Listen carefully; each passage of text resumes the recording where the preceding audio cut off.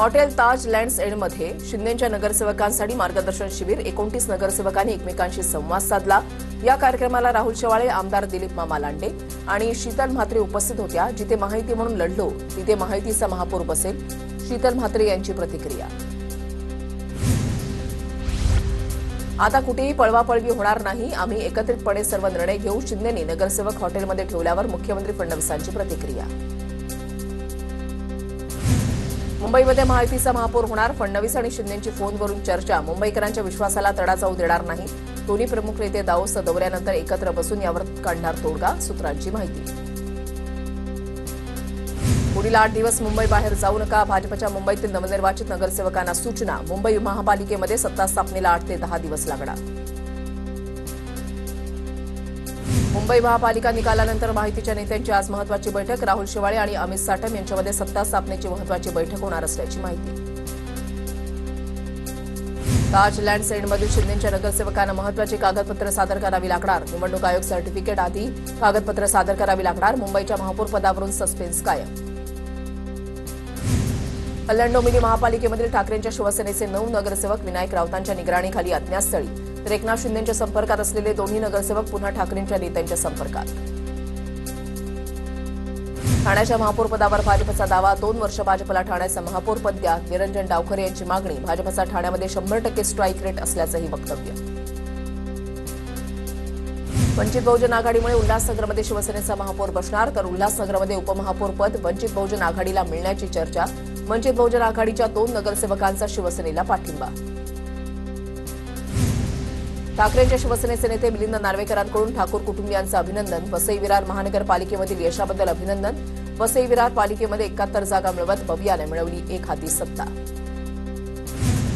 पुणे महापालिकेमध्ये मिळालेल्या अपयशानंतर अजित पवार ॲक्शन मोडवर, रोहित पवार अजित पवारांमध्ये काल रात्री उशिरा बैठक। जिल्हा परिषद आणि पंचायत समिती निवडणुकीबाबत चर्चा झाल्याची माहिती।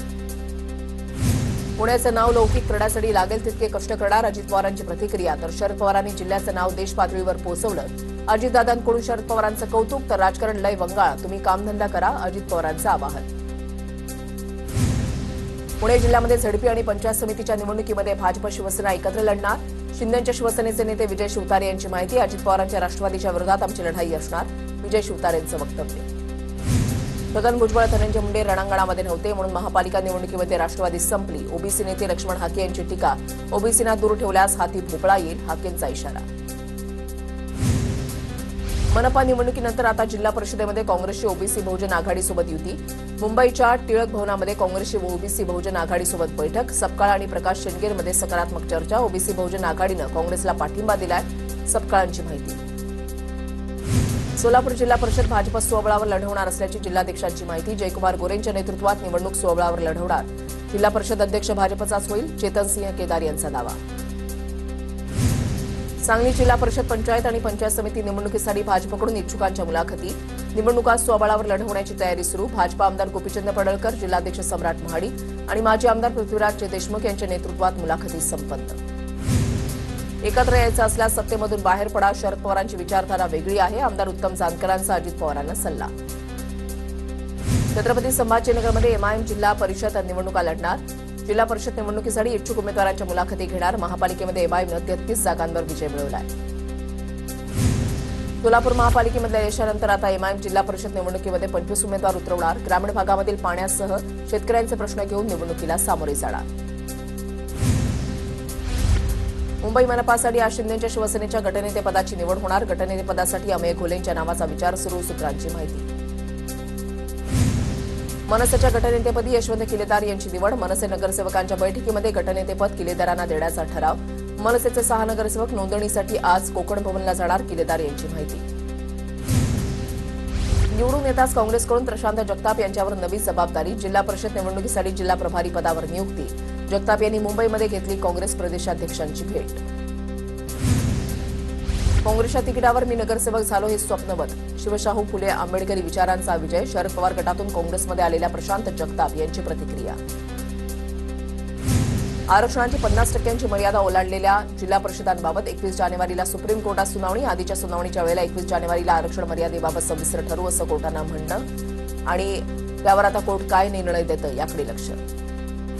भाजपचे आमदार सुभाष देशमुखांकडून सोलापुरातील नवनिर्वाचित नगरसेवकांचा सत्कार. पंतप्रधान मोदींनी सांगितल्याप्रमाणे सोलापूर महापालिका काँग्रेसमुक्त करण्याचं काम केलं. सुभाष देशमुखांचं वक्तव्य. पालकमंत्री झाल्यापासून प्रणिती शिंदेंपेक्षा जास्त वेळा मी सोलापूरला आलो. मंत्री जयकुमार गोरे यांची टीका. सोलापूरचा पालकमंत्री झाल्यावर बाहेरचा माणूस म्हणणं पुसून टाकणं हे माझ्यासमोर आव्हान होतं. जयकुमार गोरेंचं वक्तव्य. भाजपा आमदार देवेंद्र कोठे यांच्याकडून पालकमंत्री जयकुमार गोरेंचं कौतुक. सोलापूरच्या विजयाचे पूर्ण श्रेय पालकमंत्री जयकुमार गोरे यांचं. आमदार देवेंद्र कोठेंची प्रतिक्रिया. दादा भुसेंनी नाशिक मनपामधील पराभवाची जबाबदारी स्वीकारली. कदाचित कुटुंब प्रमुख म्हणून मी चुकलो असेल. दादा भुसेंचं वक्तव्य. पक्षप्रवेशावेळी भाजपचे 51 नगरसेवक होते. निवडणुकीनंतर भाजपचे नगरसेवक 60 वर पोहोचले.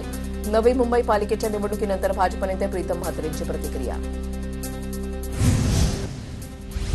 समाजाला विभागणाऱ्या राजकारणासमोर विकासाचा पराभव झाला. मीरा भाईंदर मनपा निवडणुकीमध्ये शिवसेनेच्या पराभवानंतर मंत्री प्रताप सरनाईक यांची प्रतिक्रिया.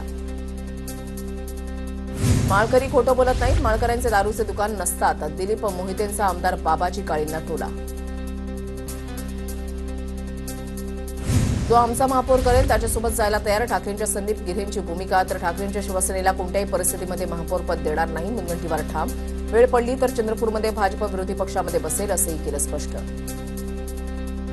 काँग्रेसच्या नगरसेवकांचा एक गट आमच्या संपर्कात. भाजप नेते सुधीर मुनगंटीवार यांचा दावा. काँग्रेसच्या नगरसेवकांना देखील आम्हीच विकास करू शकतो असं वाटत असल्यामुळे ते संपर्कात असल्याची मुनगंटीवारांची माहिती. मालेगाव महापालिकेमध्ये शिंदेच्या शिवसेनेनं एमआयएमकडे पाठिंबा मागितल्याचा दावा. एमआयएमचे नेते इम्तियाज जलील यांचा दावा.